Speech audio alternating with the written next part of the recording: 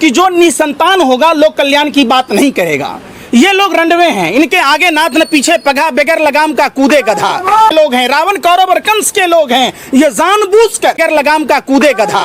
अगर इनके घर में परिवार में कोई होता, ये इनके भाजपा में नेताओं को अगर देखिएगा, अपने बाप को भूल जाएगा और गोरखपुर के मठाधीश बनने के लिए दूसरे को बाप बना लेगा। जब अपना बाप मर जाए तो उसके अंतिम दर्शन नहीं करेगा कोई। इनमें नेता देखिएगा, अनुपम खेर जैसे नेता को भी देखे होंगे, दूसरी की लुआई और बच्चे को लेके भाग के शादी कर ले। इनकी स्मृति ईरानी को आपने देखा होगा, सहेली की पति के साथ में शादी कर ले। तो ये लोग संस्कारहीन लोग हैं। ये पूरे गोरे अंग्रेजों की दलाल और मुखबिरों की टोली है, सावरकर के लोग हैं और देश के पहले आतंकवादी नाथूराम गोडसे के लोग। बहुत हुआ अत्याचार अब की बार भाजपा सरकार है पिछोरे में दम भाजपा नेताओं को, क्यों नहीं बोर्ड ये लगाते? बहुत हुई महंगाई की मार अब की बार भाजपा सरकार, बहुत हुई रोजगार की मार अब की बार भाजपा सरकार।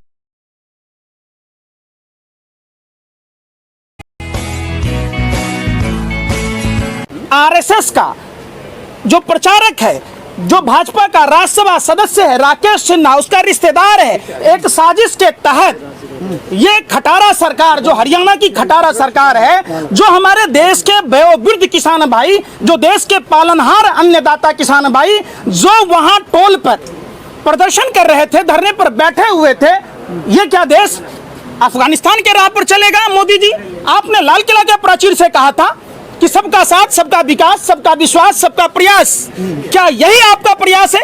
क्या यही आपका विश्वास है? क्या यही आपका विकास है? तो ऐसे विकास पर लानत है और थूकता है भारत। पंकज जी, ये कहा जा रहा है कि पुलिस वालों को ये कहा गया था कि कोई ऐसा न बचे जिसका सर न फूटे, इस पर आप क्या कहें? निश्चित तौर पर आयुष सिन्हा का जो वीडियो लीक हुआ, आयुष सिन्हा सत्ता के नशा में मदमस्त, चूंकि जो वहाँ राकेश सिन्हा जी हैं, उनके रिश्तेदारी होने के कारण वो इतने अहंकार में हैं कि उन्होंने जालियांवाला बाग की पुनरावृत्ति कर दी। जब साइमन कमीशन का विरोध देश के स्वतंत्रता संग्राम सेनानी कर रहे थे, तब जनरल डायर ने जिस तरीके से भारत के लोगों पर गोलियां बरसाई, ठीक हरियाणा की सरकार, खटारा सरकार, खट्टर की खटारा सरकार, कंडम सरकार, जो जानबूझकर एक साजिश षड्यंत्र प्रयोग के तहत अंधाधुंध लाठियां बरसाई, मानो ये तालिबानी हो।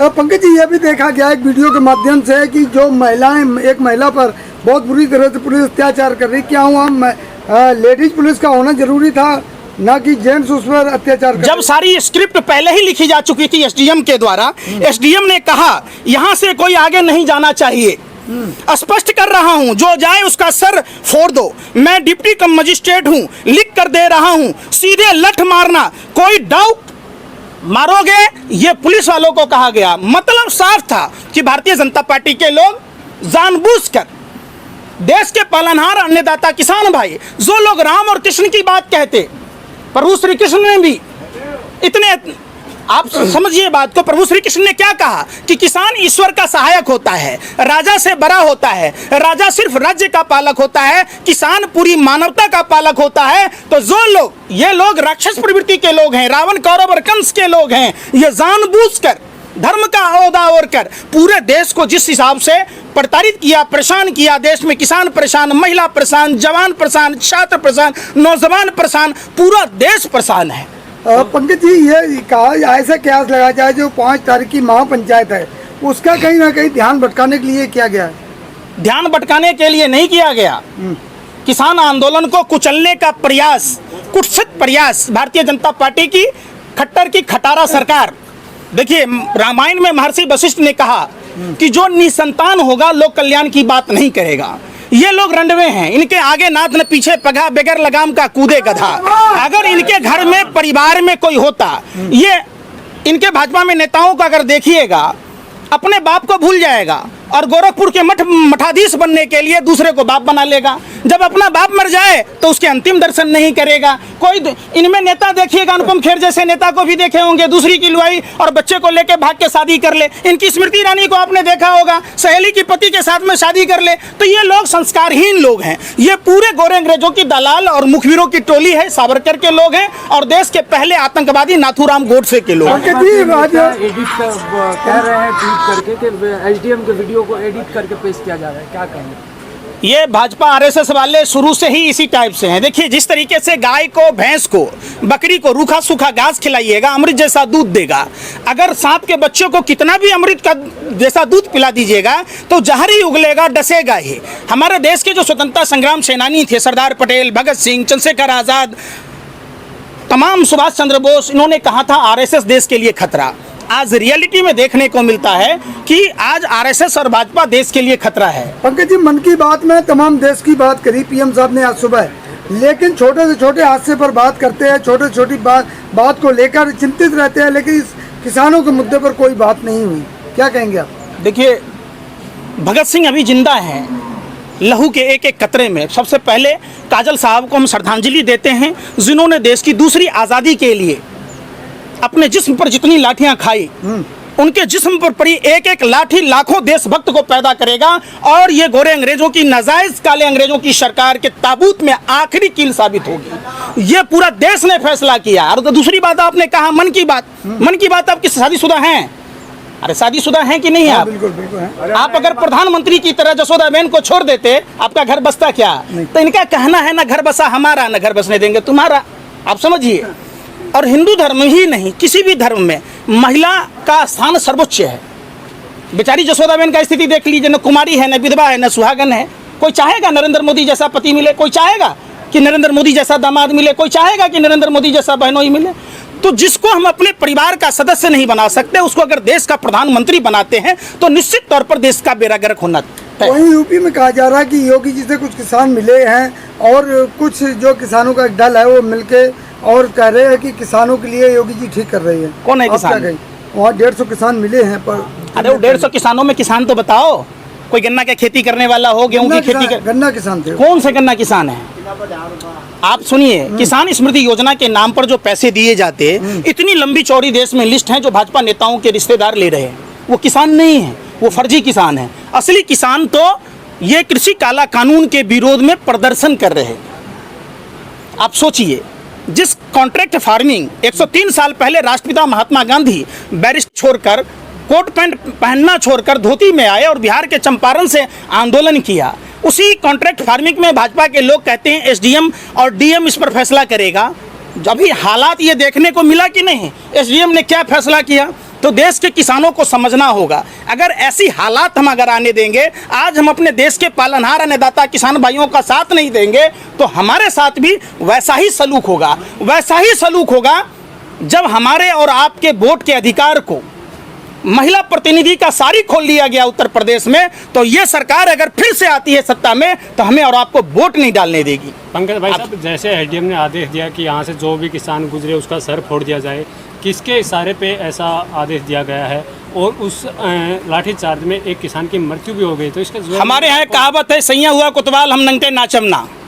जब आयुष सिन्हा के रिश्तेदार राकेश सिन्हा भाजपा के सांसद हैं राज्यसभा के, और आरएसएस का पूरा उस पर सहयोग है, तो जाहिर सी बात है कि वो कितने अहंकार में है।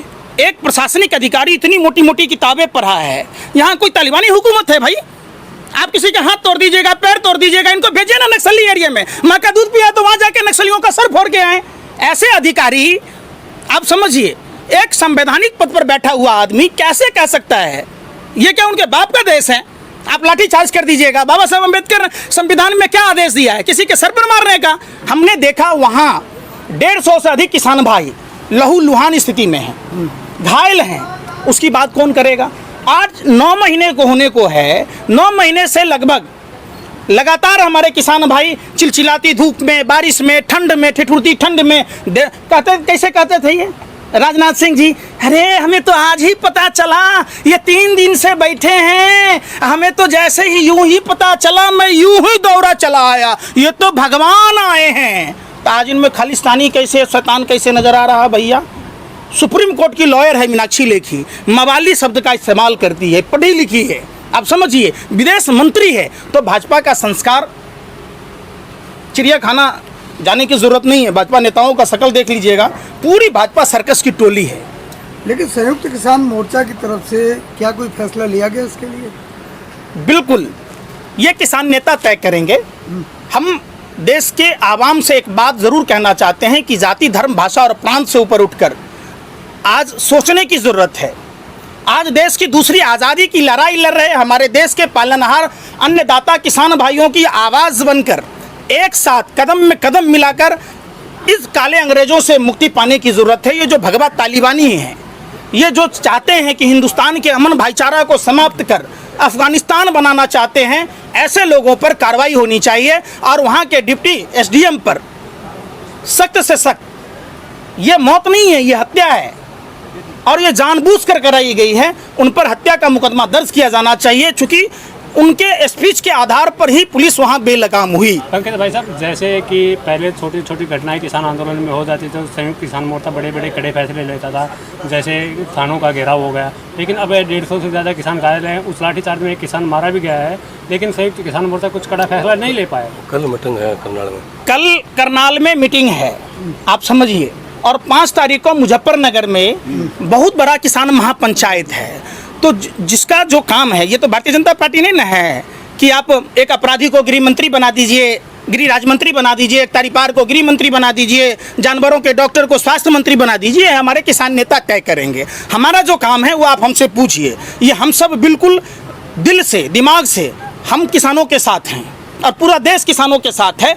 इस जो तालिबानी कार्रवाई हुई है उसका सख्त विरोध पूरा देश कर रहा है। मनोहर लाल खट्टर कहते हैं कि जो भी प्रशासन ने काम किया है अपने कानून के दायरे में रह के किया है, लेकिन जब विरोध प्रदर्शन कर रहे हैं, हिंसा फैलाएंगे तो प्रशासन कदम उठाएगा ही। ये मनोहर लाल खट्टर के पिताजी दहेज में लेके आए थे देश को कि ये देश हमारे बाप दादाओं ने लड़ी है, ये देश हमारा है। गीले चावल में गलती से शक्कर क्या गिर गई, ये खीर समझ बैठे। अब देश की भोली भाली जनता ने इनको अब क्यों नहीं वोट दे दिया, ये अपने बाप की जागीर समझ बैठे। अब क्यों नहीं लगाते किसानों पर?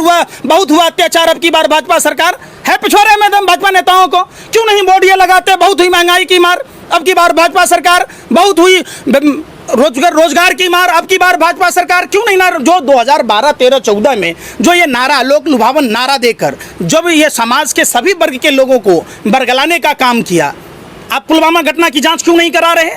अंबानी के घर के बाहर स्कॉर्पियो का पता चल जाता है। जो पुलवामा घटना में हमारे भारत माँ के वीर सपूत किसान परिवार से ही जवान आते हैं, उनकी जो साथ घटना हुई पुलवामा की, तो वो कार किसकी थी? वो उसमें 300 किलो RDX किसका था? 50 किलो जेलेटिन किसका था? जो DSP देवेंद्र सिंह दिल्ली चुनाव से पहले 12 लाख रुपए लेकर आतंकवादी ला रहा था, उस पर कार्रवाई क्यों नहीं हुई? बताइए, ये रिश्ता क्या कहलाता है? अब क्यों नहीं कहता अर्नब गोस्वामी? अर्नब गोस्वामी पर आपने देखा होगा, एक शब्द अर्नब गोस्वामी पर कोई भाजपा का नेता ये नहीं कहता कि लोकतंत्र खतरे में है। अब नहीं कहता ड्रग दो, अब नहीं कहता। अर्नब गोस्वामी अनवय नायक केस में, सुसाइड नोट में मामले में है, जिसमें अक्षता नायक, प्रज्ञा नायक को इंसाफ मिल रहा था। अर्नब गोस्वामी जो व्हाट्सएप चैट लीक हुआ जिसमें पुलवामा पर जश्न मना रहा था, अर्नब गोस्वामी तालिबान को समर्थन की बात कह रहा था।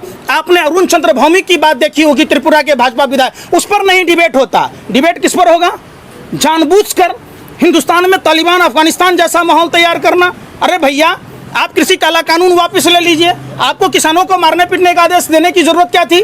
किसके इशारे पर आप दे रहे थे? वहाँ के मुख्यमंत्री को इस्तीफा देना चाहिए, वहाँ के डिप्टी SDM पर कार्रवाई होनी चाहिए और पूरे देश से मोदी जी को माफ़ी मांगना चाहिए।